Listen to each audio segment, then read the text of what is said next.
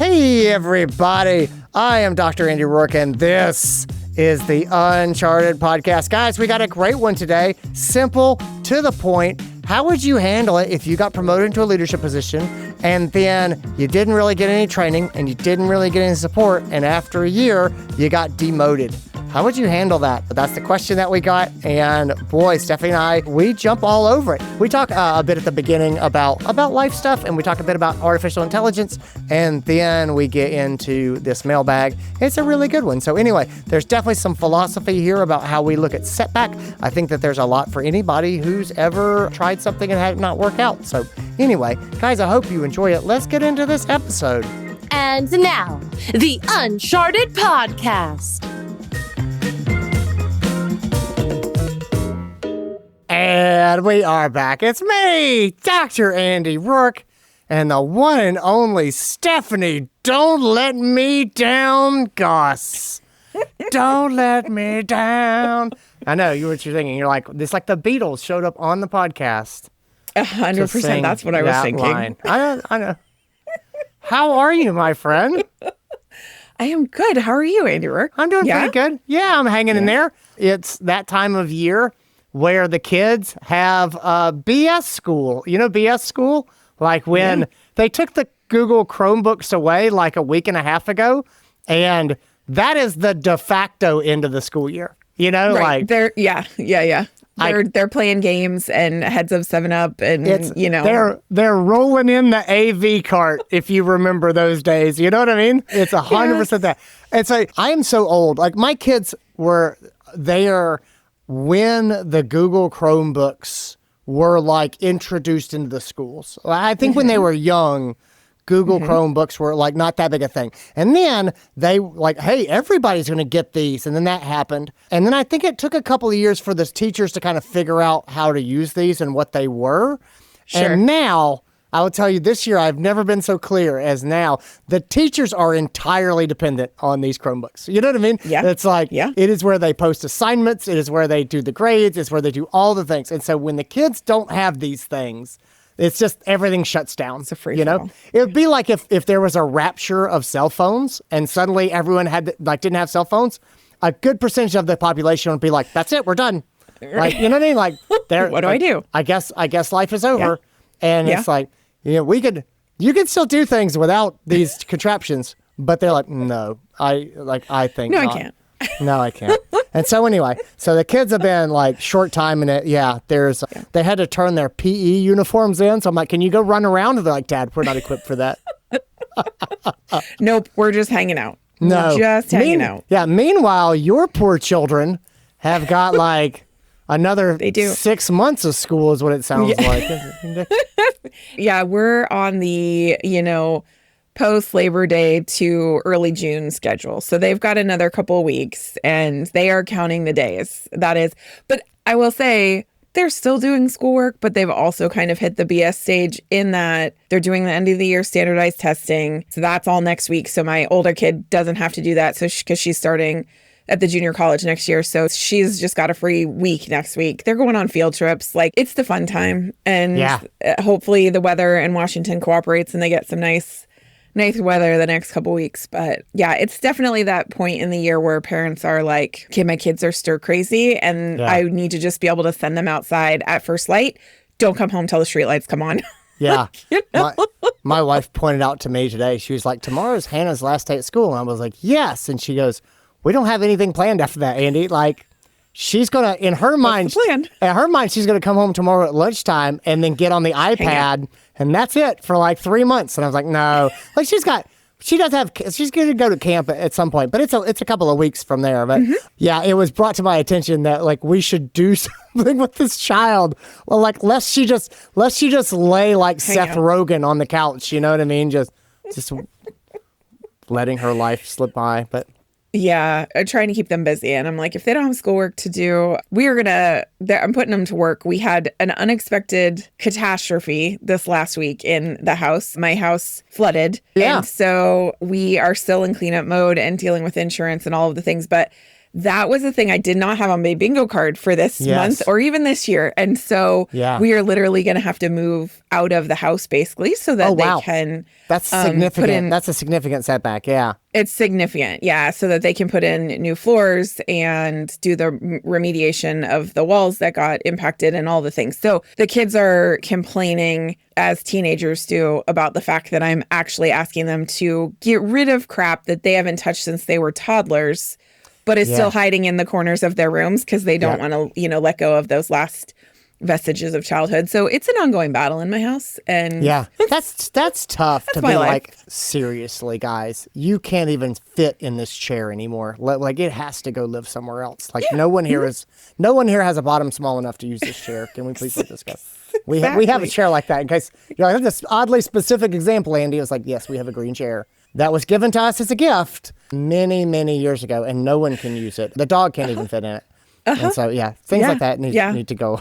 So that's my life. That's my life right now. It's so it's busy. It's great. The clinic is busy. It's almost summer, and so it's just it feels like it's nonstop. There's a quote from Marcus Aurelius that I like where he basically says, life is a stream of hardship, and as soon as one hardship passes, another appears on the horizon.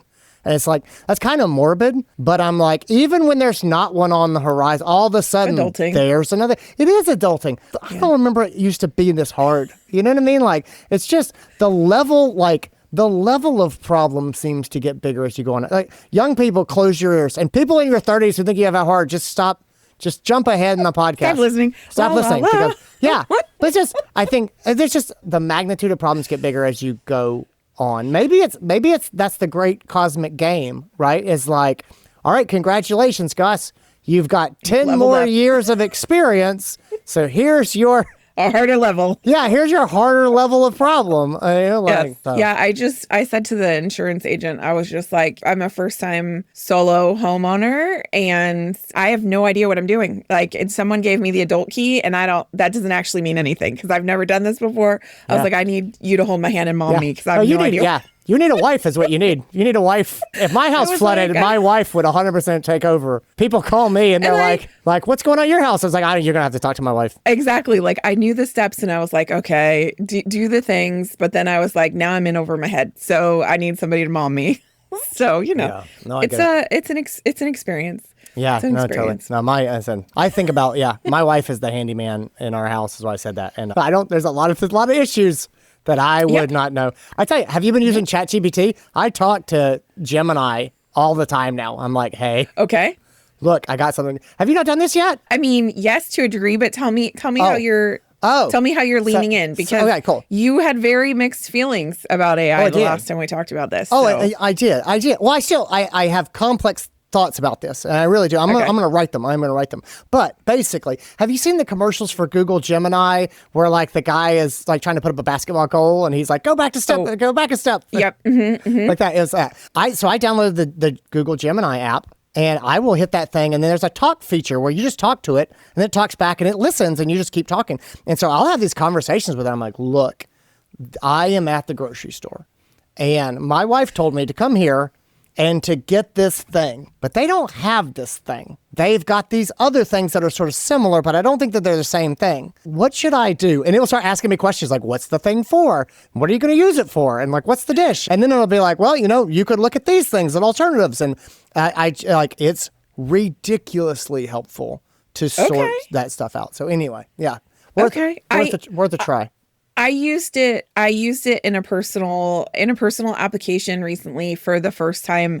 That was like most of what I've done has been, you and I like to talk. So it's like, hey, I've written this email and it feels really wordy. Please, make it more succinct. It's a lot of that. Like, here's the work I've done. Help me crisp it up kind of stuff. But I had a interpersonal conflict with someone in my personal life. And I knew like what I wanted to say, but I was struggling with like how to structure it. Yeah. And I really wanted it to come across as genuine, but also like stand up for myself. And so for the first time I was like, okay, Chad, here's what I'm thinking about saying. Yeah. Like, thinking like a therapist. Yeah. How does this come across? How does this hit?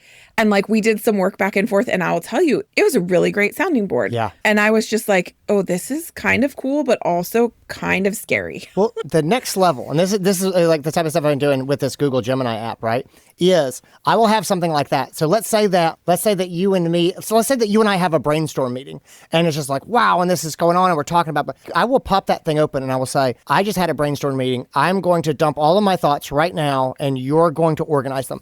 And then I just start talking. You know what I mean? And so it's just all of the backstory and then Stephanie said this, and I thought that was really exciting because of these things. And I would just think out loud.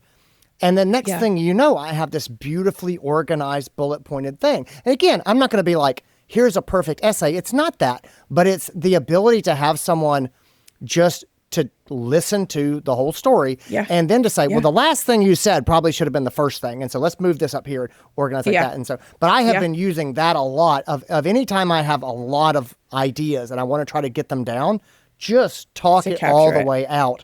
And then it gives me a beautiful first draft, and then I can expand and stuff like that. So I've been using that a lot. But anyway. Yeah, I've made a lot in the clinic too. Like this has nothing to do with our episode today, but this is this might be a sidebar that Dustin winds up cutting out because I've been using AI in the clinic a lot in ways that I never had before. And I've had an Apple Watch for a number of years, but I've never really like used Siri to its full potential.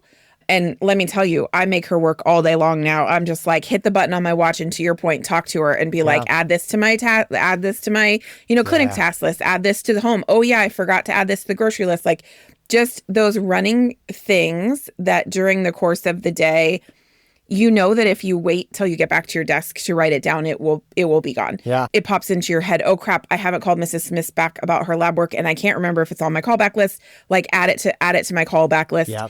So I've been experimenting with things like that, and it has helped so dramatically, especially when you're on the floor. We've been having a lot of conversation in the Uncharted community about how clinics are using it to have time saving. And there's obvious like recapping your SOAP notes and capturing. And that's for a lot of people, that's where it starts, right? But I've been talking to some practices who have been heavy users for years. And oh man, some of the time saving things are mind blowing. And it's really exciting to feel like we're just at the cusp of being able to help leverage us, not to replace anybody's jobs, not to replace our education, not to shortcut things, but to just make us be able to work smarter and not harder. Yeah. And it is, that piece of it is really, really exciting to me. Yeah, no, I completely agree.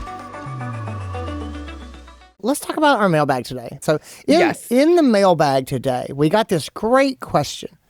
And it is this. It's a painful question, but it's a great question. Yes. How would you handle a situation where you are put into a leadership position and you are not given any training and essentially set up for failure? Then, a year down the road, they ended up taking the position away from you. And that's the question that we're given. And so this is a painful question, but I think that there's a lot here to kind of unpack about how you think about your job and where you want to go and what's sort of important in life. And so, let's open this thing kind of up.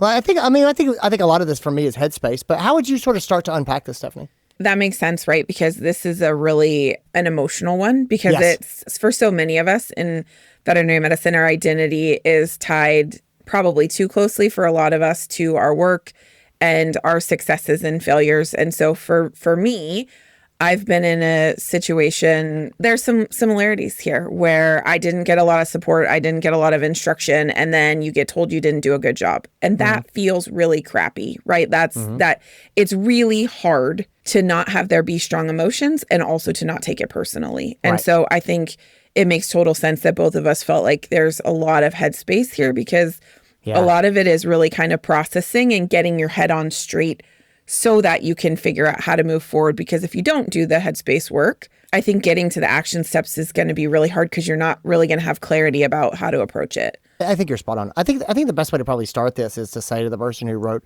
I'm really sorry this happened. I know this hurts. And I'm going to start talking about like moving past these things, but I don't want anyone to think that I'm like, oh yeah, it's not a big deal. Let's go. It's like, no, I know that this hurts. I'm really sorry. I wish there was something I could say to take the hurt away, but there's probably not. And so anything like this where we get put into a position and we don't feel like we're supported, that's always hard. And then being given something and then having it taken back away is also sort of painful. And I wish there's a way I could sort of sugarcoat it, but I know, I'm sure that hurt when it happened, that I'm sorry that happened. Yeah. I think the other thing too is that recognizing that there's always at least two sides to every story, and the truth is usually somewhere in the middle. And so we're going to take this at total face value, right? And make a lot of assumptions that we don't have, that there's not information missing. And a lot of times, and that's for me as part of the headspace, is to really ask you to do the work to see, was there really no reason why the changes were made, why things were taken away from you? Like, that is part of the work, is looking at yourself honestly and your performance.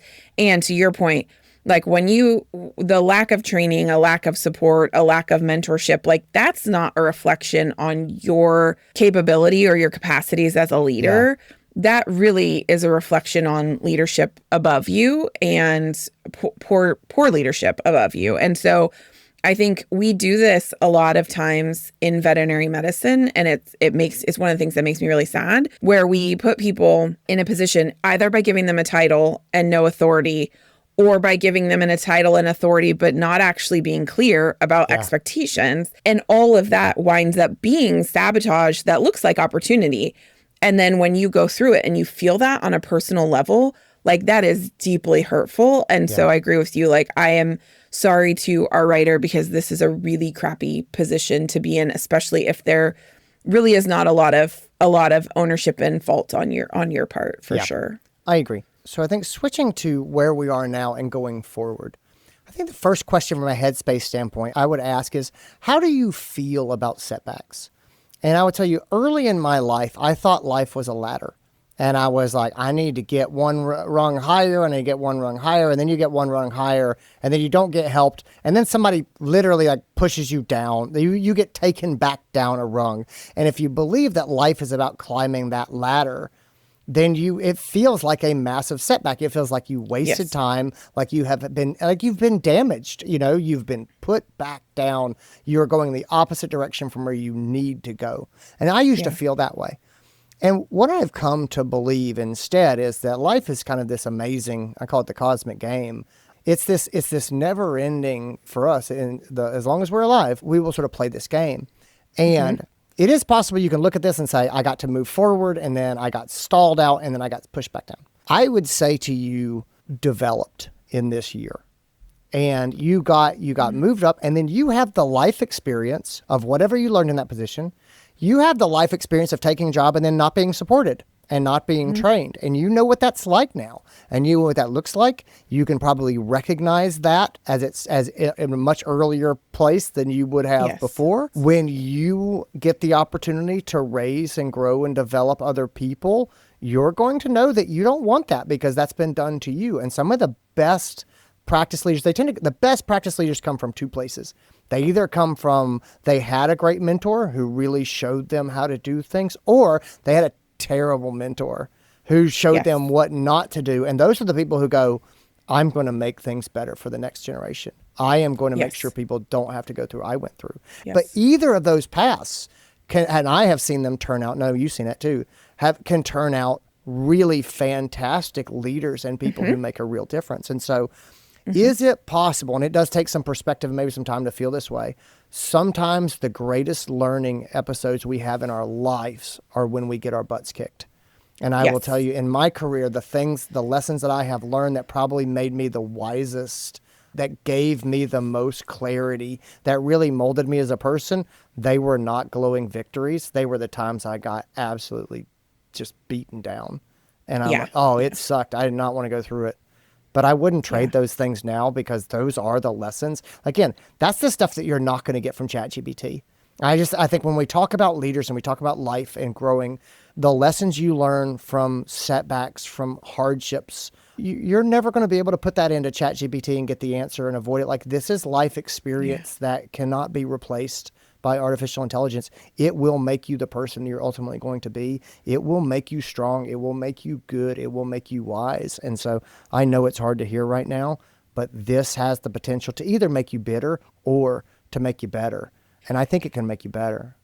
And on that note, I will say from my personal experience, like the shame spiral is real, right? Like Yep. when you have things taken away from you, especially leadership, like it's really easy to internalize it and tell yourself the story, I wasn't good enough. And even if you have somebody saying that to you, like in my case, I actually had my boss and leader tell me I didn't know how to run a hospital. And I let that eat me alive from Sure. a confidence Oh, perspective. And I absolutely. let that live course. rent free in my head. I mean, you were there for it and it was really hard for me. And I saw it and Yeah. I was trying actively to work against it, but that the shame spiral is real and the Yes. imposter syndrome is real. And if you let yourself wallow in it and get in your head for too long, like that is a dangerous place. So I think it's important that you might feel anger, grief, sadness, betrayal, all of those emotions are super valid. And you have to, from a headspace perspective, put a plan in place that is going to allow you to process your feelings, talk out how you're feeling, and then figure out how you're going to move forward. Because if you Yeah. stay in this place of feeling like I was set up for failure, you're starting the narrative of telling yourself you are a failure.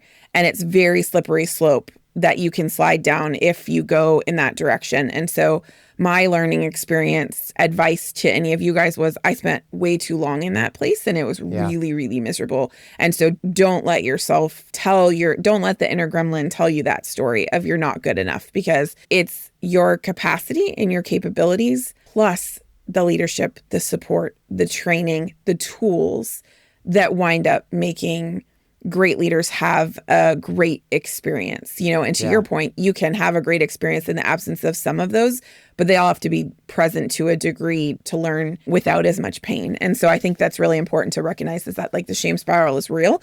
Yeah. And being failed and having a setback, to your point, doesn't mean that you can't pull yourself back up. Like this is not the end of your journey. It just means right now you have taken that step back. And to your point, now you have that lived experience that is going to let you use that wisdom to grow and help your team moving forward if you give yourself the space to process it and heal and deal with the feelings that come along with that. I do. I love that you called out sort of the shame spiral and stuff. I wrote down, there's that saying, I actually really love it. Forgiveness, not for them, but for you. Meaning getting out of that shame spiral. I think this is a little bit different, but getting out of that shame spiral and then deciding sort of how you're going to feel. This can make you bitter and it can make you angry and it can eat you up. If you got put into a position and you didn't get supported and it didn't work out and ultimately they were going to move you back, it takes some empathy, but you can forgive people for their choice to put you in this place. You know what I mean? You say, look, you guys, you promoted me here. You didn't support me. Yes. You didn't give me the resources that I needed. Maybe it's because they didn't understand how to support a young leader, how to grow you. Mm-hmm. Maybe they didn't have those resources. Maybe they had the best of intentions and, it didn't work for them or they weren't able to do it. I don't know. But they made a mistake if that's how things went down.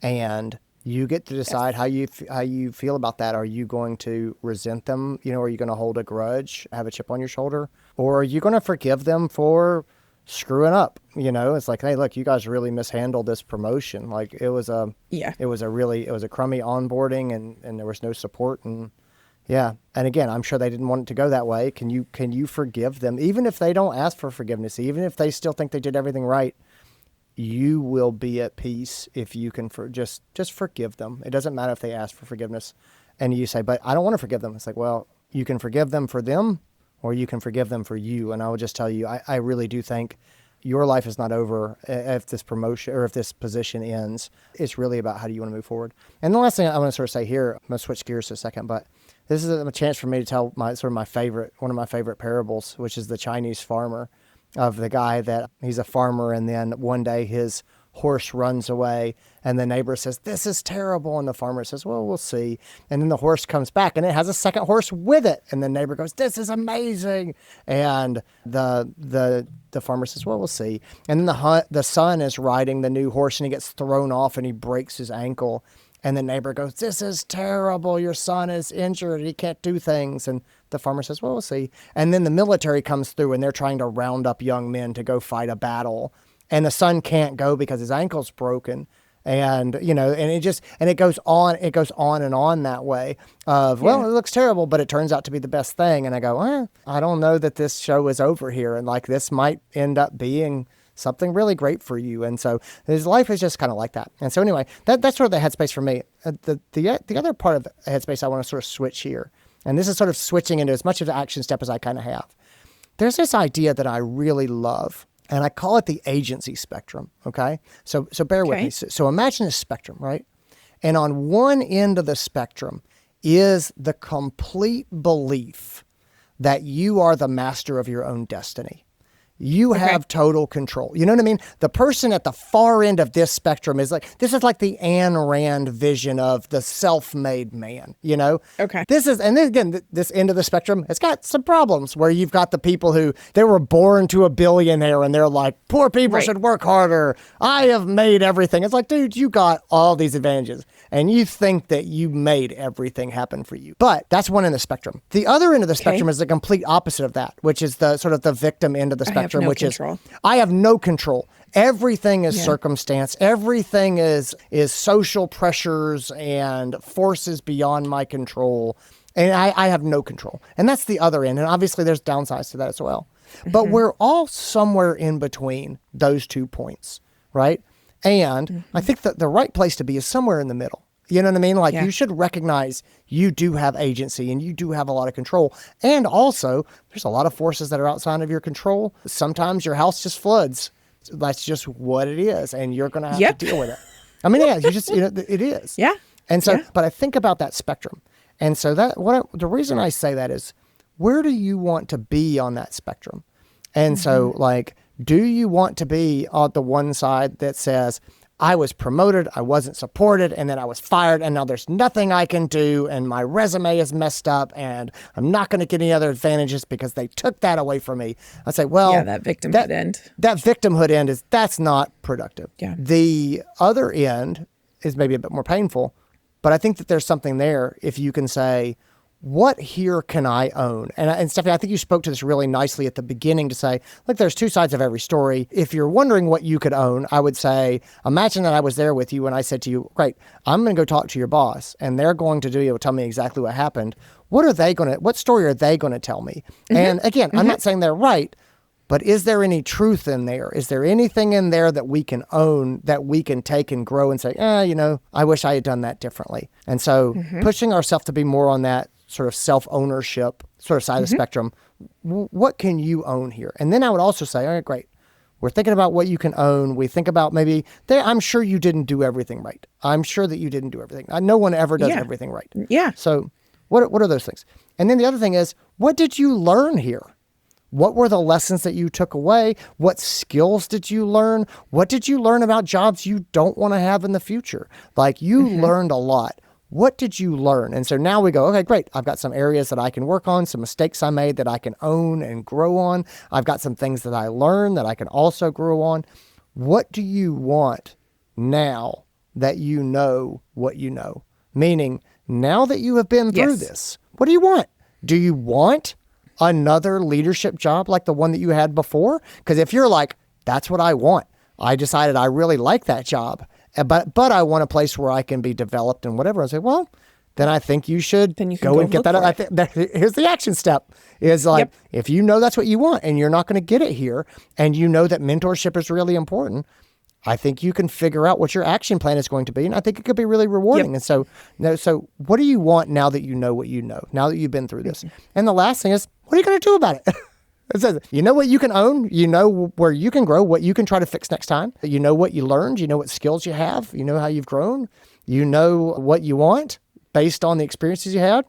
Now it's just a simple matter of making a plan. And that's my answer to the question, what do you do? Say, well, this is what I would do. Like that's how I would kind of come around and make my plan. Totally.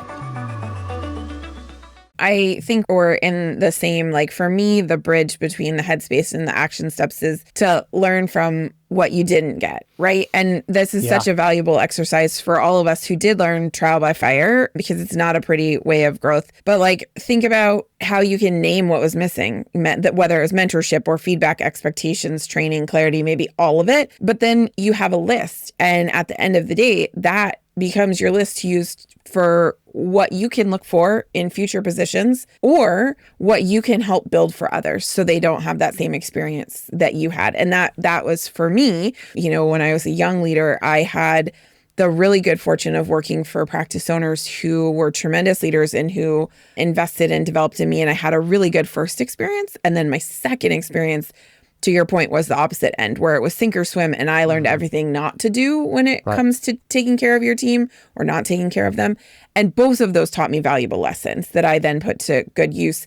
And in the second scenario, I learned a lot of things. There was a lot of things that were missing or that were wrong. And instead of wallowing in that, oh, this is crappy and I'm going to choose the victimhood end, for me, it was like, how do I help other people not have this experience? Because this was really crappy. And I know that this is not, I've seen the other side, I've seen the good, and I don't want other people, especially the people, if you're interested in leadership, the people who are under you, who look up to you, to have that same kind of experience. So I think, just in summary, like we talked through most of the action steps already, but I think it starts with naming the story that you're telling yourself, right? And figuring out, what is the narrative in my brain? Because once you name those things, they took it away because I wasn't good enough. I didn't work hard enough. I didn't do a good enough job. Everybody saw me fail.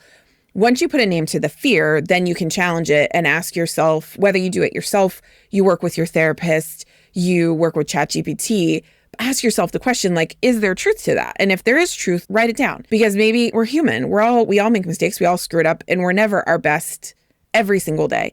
So what were the opportunities that you did have for growth? And give yourself the opportunity to challenge the story that you're telling yourself in your head. Yeah. And then write down what you are missing. Make your list. What are the things you want in a position? Because it's going to help you both process why it felt really hard, but also give yourself a starting place to your point, to figure out how you're going to move on. Are you going to stay where you are, accept the step back, and then figure out what's going to come next in that position? Are you going to go looking for another position? Are you going to redefine what it looks like in your practice now?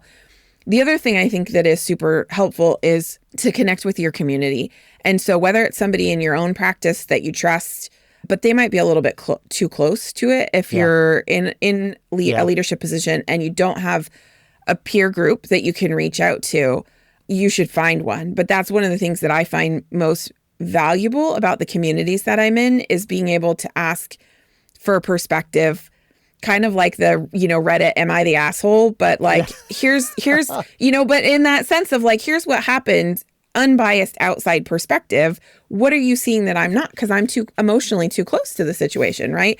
And so reaching out to somebody and asking for their perspective, because it took courage to step up. It took courage to say yes to a leadership position, to try it and to fail. And if you have the courage to learn from that, it will be significantly easier to decide what you want in the next chapter of things. And so asking for that perspective, looking at it, but doing it with somebody that you trust to help you make meaning from all that chaos and messes is really important. And then to your point, like, then you have to figure out what comes next. Like the real action step is, what am I going to do from here? Am I going to stick it out and see what comes next? Am I going to go looking for something different because I feel too burned? Am I not ready to make any steps and I'm going to sit on this step for a little while? Like, I think the most important thing though for me is, regardless of how you choose to move yourself forward, is remember that a title is not leadership.